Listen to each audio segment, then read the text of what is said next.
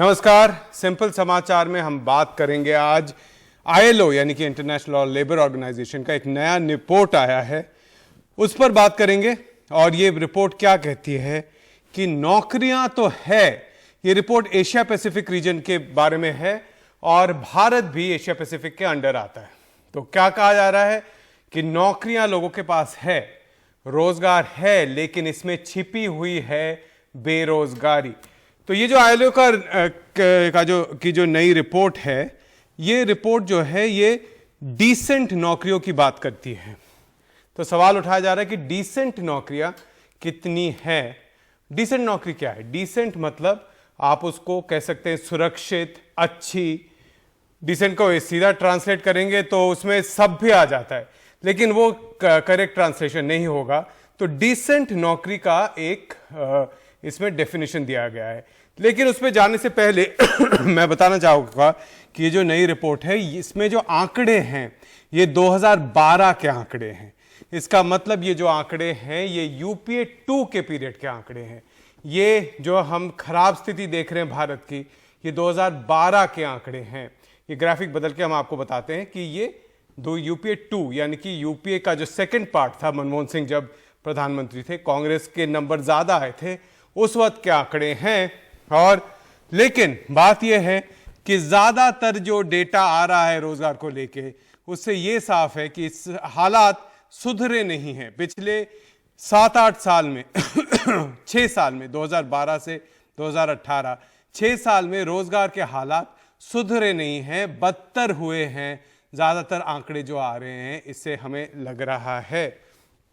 अब अगर सीएमआई के डेटा देखेंगे तो आप देखेंगे कि हालात बदतर हुए हैं। लेकिन ये जो आईएलओ का रिपोर्ट है, इसमें 2012 और 2010 का डेटा इंडिया के लिए लिया गया है।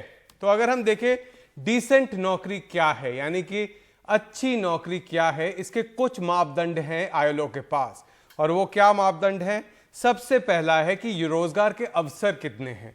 अगर किसी के पास रोजगार के अवसर ना हो तो उसको वही नौकरी लेनी, पहली नौकरी जो मिल रही है वही उनकी एक ही नौकरी होगी और वही उनको लेना पड़ेगा। उनके पास कोई चॉइस नहीं रहेगा। ये नहीं कि अच्छा कहीं और मुझे बेहतर नौकरी मिल सकती तो मैं थोड़ा सा रुक जाऊं या शिफ्ट करूं। ऐसा नहीं होता है अगर रोजगार के अवसर ना हो। अगर ऐसा नौकरी है तो उसको डिसेंट नहीं कहा जा सकता है।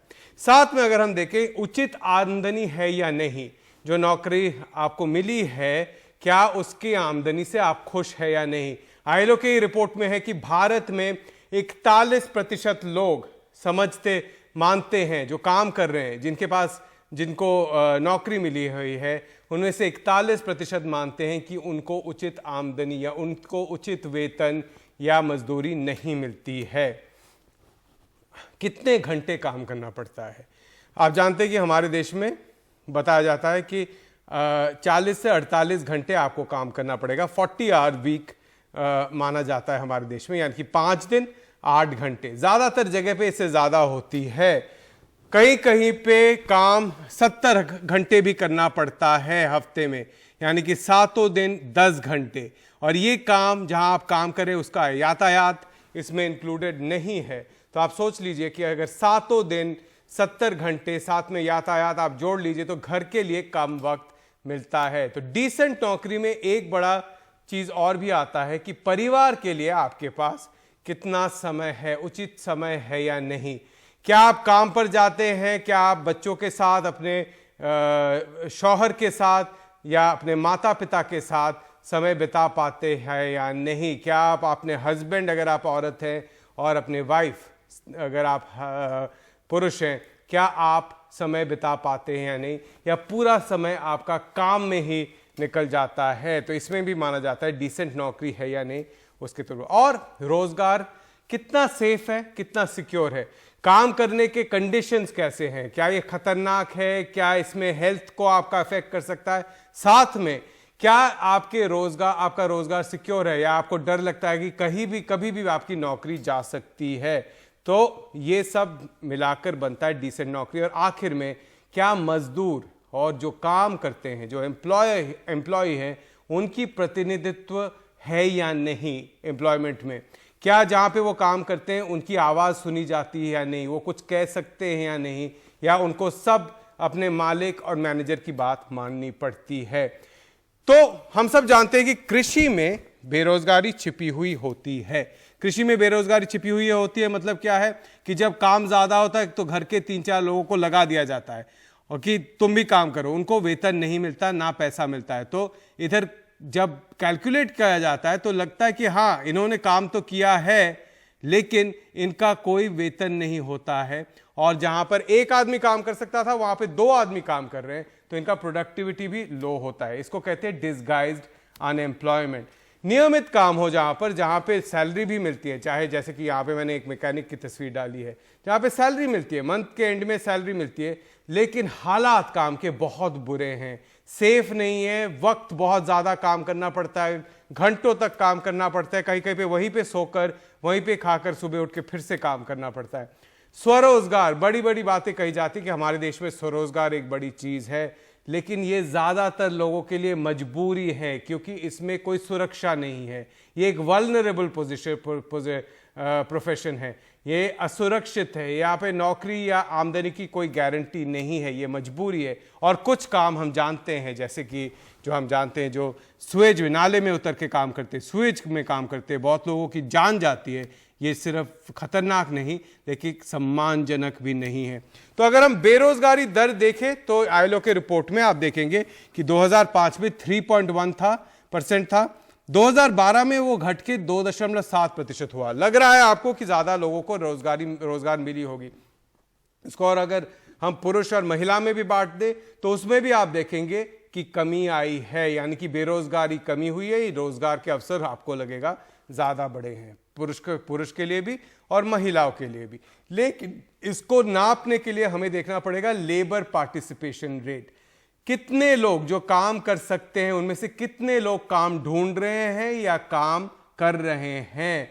2005 में 58% लोग लेबर पार्टिसिपेट कर रहे थे लेबर फोर्स में, लेकिन वो गिरकर 51% हो गया है 2012 में। उसी तरह अगर हम पुरुषों का देखें तो 2005 में 83% लोग काम करते थे और वो 79% हो गया है जो लेबर फोर्स पार्टिसिपेट, जो काम ढूंढ रहे हैं या काम कर रहे हैं। इसका मतलब जब आप बेरोजगारी दर देखते हैं वो लेबर फोर्स पार्टिसिपेशन रेट से होता है, यानी कि जब कम लोग काम ढूंढ रहे हैं तो बेरोजगारी दर कम दिखता है, लेकिन रोजगार कम होते हुए भी बेरोजगारी दर कम दिखता है। ये आप महिलाओं में भी देख रहे हैं जहां पे 32%, लगभग 33%, 3 में से 1 महिला काम ढूंढ रही थी या काम कर रही थी, वहां पे 4 में से 1 भी काम ढूंढ या काम नहीं कर रही थी। आपको लगेगा हाँ हो सकता है क्योंकि लोग अब लोग संपन्न हो गए तो महिलाएं और काम नहीं कर रही,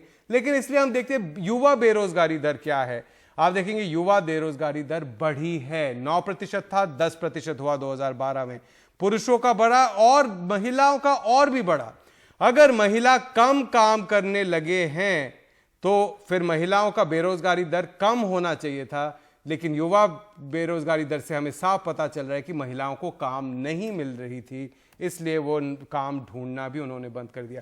क्या एजुकेशन का बात है? क्या एजुकेशन कम है इसलिए लोगों को काम नहीं मिल रहा? अब हम देखते हैं कि एजुकेशन के बेसिस पे, यानी कि शिक्षा के बेसिस पे कितना मिलता है बेरोजगारी दर। प्राथमिक स्कूल से जो कम पढ़े हैं भारत में 1% लोगों का भी वहां पर बेरोजगारी नहीं है, यानी कि 99% लोगों को कुछ ना कुछ काम मिल रहा है जो मांगते हैं। चीन में वो ज्यादा है, यानी कि 96 के आसपास लोगों को काम मिला है, 4 लोगों को नहीं मिला है। अगर हम प्राथमिक स्कूल तक जो पढ़े हैं उनका देखें तो वहां पे अनएम्प्लॉयमेंट रेट बढ़ जाता है, बेरोजगारी दर भारत का बढ़ जाता है, चीन का वहीं रह रहा है। अगर हम अब देखें जो लोग माध्यमिक तक पढ़े हैं, भारत का रेट अब 6%, यानी कि 100 में से 6 लोगों को नौकरी नहीं मिल रही है जो माध्यमिक तक पढ़ चुके हैं। चीन में 4 उसी रेट पर है। और आखिर में देखते हैं जो लोग उच्च माध्यमिक या ऊपर जैसे ग्रेजुएशन भी कर चुके हैं, 100 में से 8 लोगों को नौकरी यहां पे नहीं मिल रही है। चीन में सिर्फ 2.5% लोगों को नौकरी नहीं मिल रही। तो जितना पढ़ाई बढ़ रहा है, शिक्षा बढ़ रहा है, चीन में लोगों को नौकरी मिल रही है, भारत में उल्टा है। जितना पढ़ाई आप ज्यादा करेंगे उतना कम चांस है आपके नौकरी मिलने की। आप देखिएगा, मैंने इसको ग्राफ में डाला है, आप देखेंगे किस तरीके से चीन का ग्राफ ब्लू है, जितना पढ़ाई बढ़ रहा है उतनी नौकरी बढ़ रही है। और जितनी पढ़ाई घट रही है उतनी नौकरी भारत में कम हो रही है। चलिए हम एक देखते हैं कि लेबर पार्टिसिपेशन रेट। मैंने पहले भी बताया आपको कि 2005 में लेबर पार्टिसिपेशन रेट ज़्यादा था, ज़्यादा लोगों को नौकरी थी और नौकरी ढूंढ रहे थे। 2012 में वो घट गया और इसमें सबसे ज़्यादा इस कारण से घटा क्योंकि औरतों की लेबर पार्टिसिपेशन रेट बहुत तेज़ी से गिरी। एक और चीज़ आईएलओ में है, वो है युवा नीट दर NEET, not in employment, education और ट्रेनिंग। आप कह सकते हैं कि लेबर पार्टिसिपेशन रेट इसलिए घटा है क्योंकि लोग पढ़ाई कर रहे हैं या ट्रेनिंग कर रहे हैं। जी नहीं, डेटा आप देखेंगे तो जितने लोग पढ़ाई या ट्रेनिंग नहीं कर रहे हैं वो भारत में बहुत ज्यादा है। पुरुषों में 7 से 8% लोगों के पास ना नौकरी है, ना ट्रेनिंग है, ना शिक्षा है। इसका मतलब एम्प्लॉयमेंट रेट, अनएम्प्लॉयमेंट रेट, बेरोजगारी दर अगर आपको 6% लग रहा है, 4%, उससे ज्यादा लोगों को नौकरी नहीं है। महिलाओं में लगभग आधे महिलाओं को ना नौकरी है, ना पढ़ रहे हैं, ना ट्रेनिंग हो रहा है। इससे साफ है आपको क्या लग रहा है। अब हम देखते हैं कि नियमित मजदूरी यानी कि रेगुलर वेतन या सैलरी कितनी मिलती है। पुरुषों में 18% लोगों को सैलरी रेगुलर मिलती है, महिलाओं में सिर्फ 12.5%।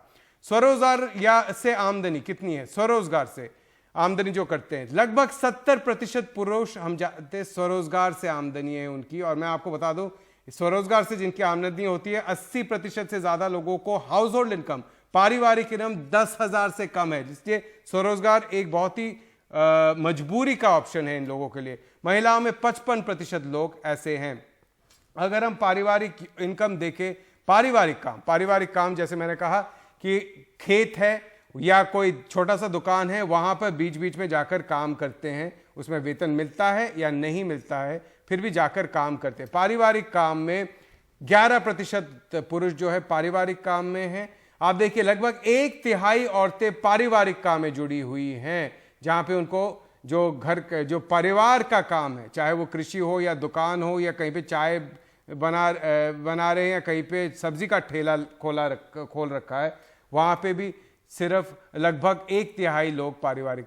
तो इसको कहते हैं हम वल्नरेबल जॉब्स, जो मतलब जहां पे कोई गारंटी नहीं है कि आमदनी होगी या नहीं होगी।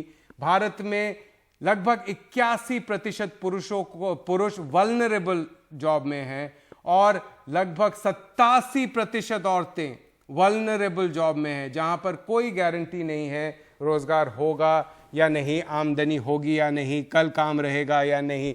ये दुनिया के बड़े देशों में से सबसे ज्यादा है, वल्नरेबल जॉब सबसे ज्यादा है भारत में। ये 2012 के आंकड़े हैं और अगर आप CMI का डेटा देखेंगे तो आपको लगेगा कि इस वक्त और भी बढ़ गया है, ये और भी खराब हो गया है ये स्थिति।